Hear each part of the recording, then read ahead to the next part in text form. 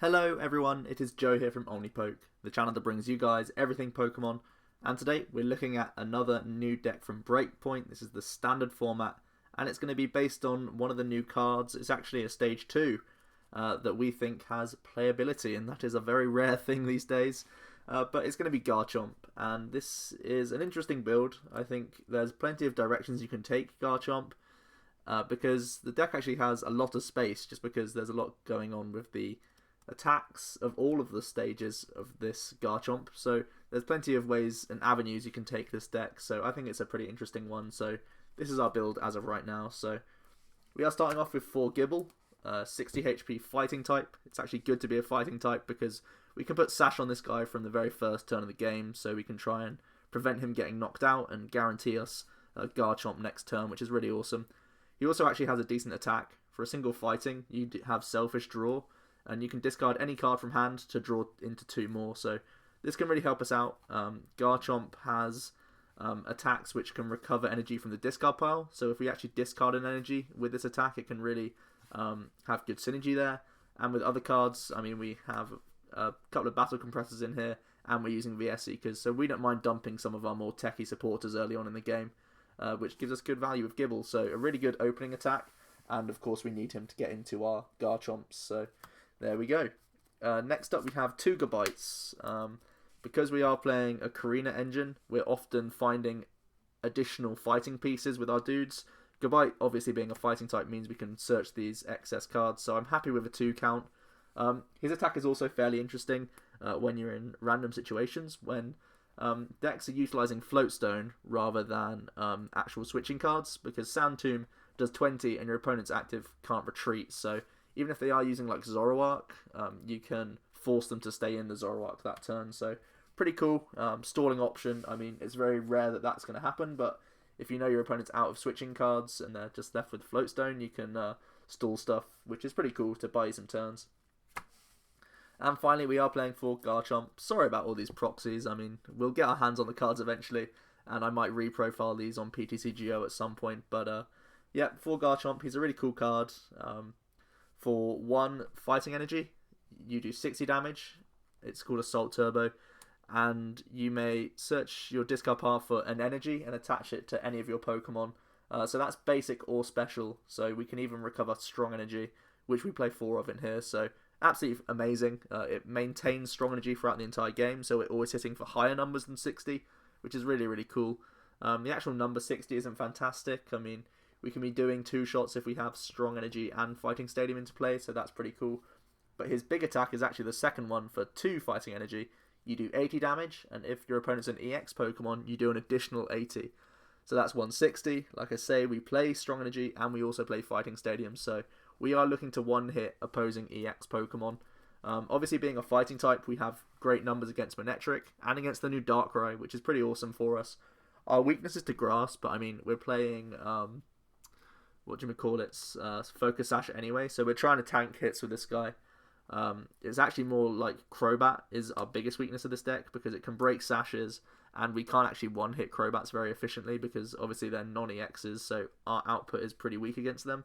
That's probably the biggest hiccup for Garchomp, that and probably Greninja as well, because we struggle to hit those, but against other EX decks, Garchomp is really awesome. He also has free retreat, just to make him even better. Why not? It's pretty awesome, this card. So yeah, 4-2-4 line. In terms of Pokemon, we're playing 2 Hawlucha. It's just a nice free retreating option. Helps us out against stuff like Seismitoad when we're trying to get out our Garchomp lines, because obviously under Train Lock everything's a lot slower for us. And Hawlucha can sometimes tank hits, which is nice. And also get that early damage on board. Again, it's EX hate. We have very little in terms of dealing with non-EXs. That's our biggest issue. But Hawlucha is pretty decent. You might want to find room for a Miltank in here.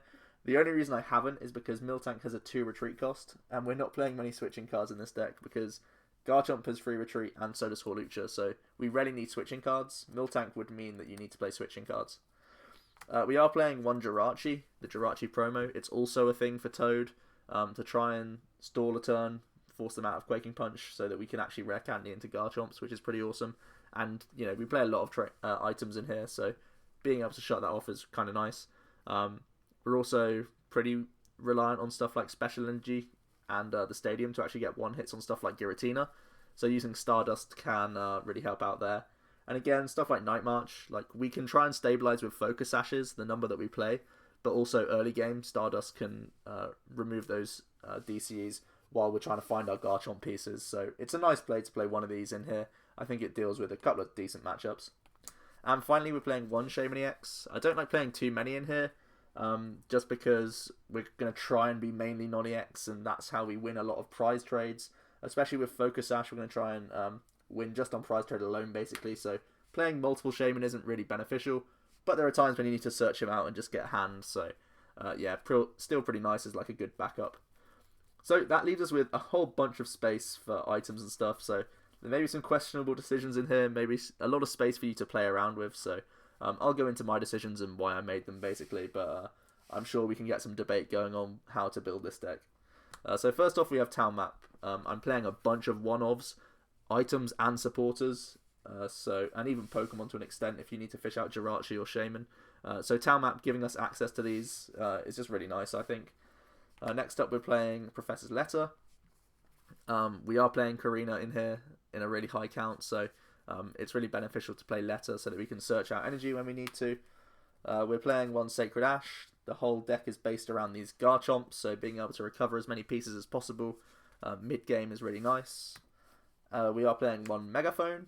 Megaphone is going to help us get rid of stuff like fighting Fury Belt, because that's a bit of an issue. It ruins our plans of trying to get one hits, which is nice. It can get rid of opposing Focus Sashes. It can get rid of Assault Vests as well, because this deck often uses strong energy to increase its output. So Megaphone is nice as a one-of in here. We are then playing one Max Potion. This is a really nice tech in this deck, because we can recover energy from the discard pile anyway with Garchomp, and our attacks are 1 and 2 energy anyway. There are times when we've tanked a hit with Focus Sash, then we can Max Potion, free retreat out, and then use another Garchomp to repower up the benched one. So it's really awesome. Obviously Sashes break when we go down to 10 HP, but oftentimes people try and play around Sashes differently. They try and do a bit of poke damage with something not important, and then they'll come in and respond. So not everyone's going to take you down to the 10 HP to break the Sash. If they don't do that, Max Potion can work. Even if they do it that way and pop the Sash, you can reattach a new one. So Max Potion gets really nice value. I feel the only issue is like playing more of these. It's just clunking up the deck, really. We're already in a winning position if we're able to use this, so it's been a bit of a win more card, but it's still nice to have in here just for the option. Next up, we're playing 2 Battle Compressor. We like putting energy in the discard. We can even put strong in the discard, strong energy in there, as long as the translation holds from Assault Turbo. It currently doesn't specify basic energy, which means we could dump strong energy now and actually get them back with Assault Turbo, which is really cool. And we play a lot of tech supporters. Getting them in there for VS Seekers is going to be really nice. We are playing 2 Level Ball. We are using the Korrina engine, and everything but Jirachi is and Shaymin is Korrina-able. So we don't need too many of these Ball Search cards, but getting multiple Gible out is kind of important, so Level Ball's nice for that. And for the same reason why we only play 2 Ultra Ball, Korrina can get us most of the way there, so we only need a couple of these to keep us going. It's going to help us find Shaymin as well, so extra outs into draw cards overall. Next up, good old Rare Candy, maxing this card out. Oftentimes, turn 2, we're going to go for Candy Garchomp with our Korrina, so having access to these is really important. Maxing it out because our deck is all based around this stage too. So next up for VS Seeker, I've mentioned how we have the compressors and lots of one-ofs, so VS Seeker makes them all way more viable and we have a lot more access to them. And finally, one of the main reasons why I like this deck, 4 Focus Sash. That's right, this deck can play 4 Focus Sash. I don't think I've played a deck since, what was it called? Mienshao that played 4 Focus Sash. But this has the ability to do so because it hits good enough numbers without stuff like damage boosters. So we can take advantage of this. Be careful how many you put down on the board at one time, but most of the time it's going to protect our attacking Garchomp, and at least force things like Xerosic, like Megaphone, and force them to dig harder through their deck for different outs to deal with Focus Sash, and it's going to really just hinder your opponent if they can't deal with it. So fantastic, fantastic card. Now for some of the one-off supporters, one Bridgette, it's just one that you want to toss early. If you can get turn 1 Bridgette with VS Seeker, you're really happy. Even if just you find it turn 1, it's really awesome. You don't need it like at any other point in the game, so I don't want to play more, but it is just the nuts if you can hit that turn 1.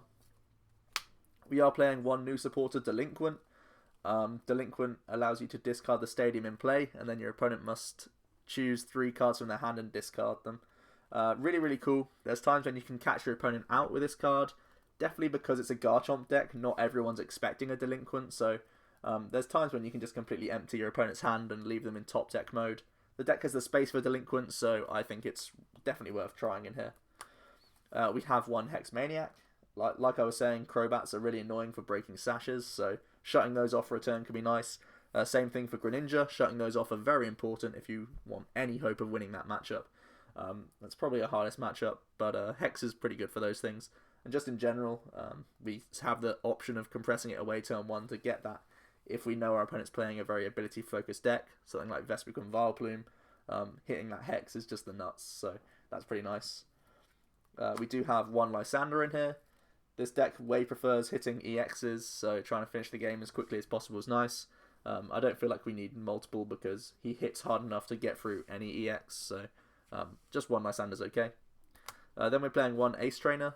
We are a stage 2, so we often go down a prize early because we're not really hitting crazy numbers until we've got 2 energy on Garchomp, so Ace Trainer can be a lot of good value, helps us stabilize against more aggressive decks like Night March. So I really like having this option in here. Then we have 3 Professor Sycamore. I don't feel like we need multiple. We don't really need 4th because of the other supporters that we're playing. Like, this is mainly looking for Korrina. There are times when you're holding evolution pieces that you don't want to discard. So I think 3 is the right number because it's still really good draw when you need it. But 4 seems a little bit too much because the main supporter we look for is Korrina, which we have 4 of. It's going to help us find our Pokemon throughout the game, keep us chaining these Garchomps. That's like the biggest stress for this deck. If you can carry on getting Garchomps, I think Focus Sash kind of releases that pressure a lot, as opposed to other stage 2 decks that you'll find. So you're mainly tanking hits, but Korrina keeps you stacking up, you know, your 2nd, your 3rd, your 4th Garchomp. So very, very important. Korrina, the whole deck functions around it. We have a bunch of one-offs for different situations. Korrina can help pull those out. And of course, Focus Sash, Rare Candy. These are going to be the biggest targets in the early games. So really, really good. Just awesome, awesome. The whole engine based around Korrina, basically. And finally, we are playing 2 Fighting Stadium.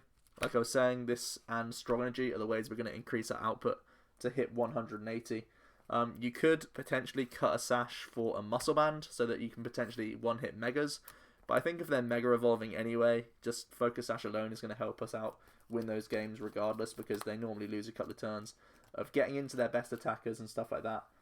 The main Mega we're seeing at the moment is Manectric, other than Mewtwo, I guess, but we have other ways around Mewtwo. Like, you can just use Hawlucha early game against Mewtwo to do the initial damage and then free retreat into Garchomp. So Mewtwo's not too big of an issue. Mewtwo doesn't actually like playing non-EXs too much because normally we can hit the right numbers where it's awkward for them to get damage changes, and then we just overthrow them, basically. So we don't really need to one-hit many Mega Evolutions, but to have the option, you might consider Muscle Band. At the moment, I'm happy with just the 2 Fighting Stadium. It's obviously a trigger for Delinquent as well, so there is that option. But yeah, I'm happy with just Sash, and then we're relying on Strong Energy, especially because we can recover those, and Fighting Stadium to get that extra 20 damage on board to one-hit EXs. So, onto the energy, pretty simple stuff. The 4 strong, I keep mentioning it, we need the plus 20 for Garchomp's attacks to do beast damage, and we can recover them with Garchomp's attack, so we're always hitting great numbers thanks to strong energies.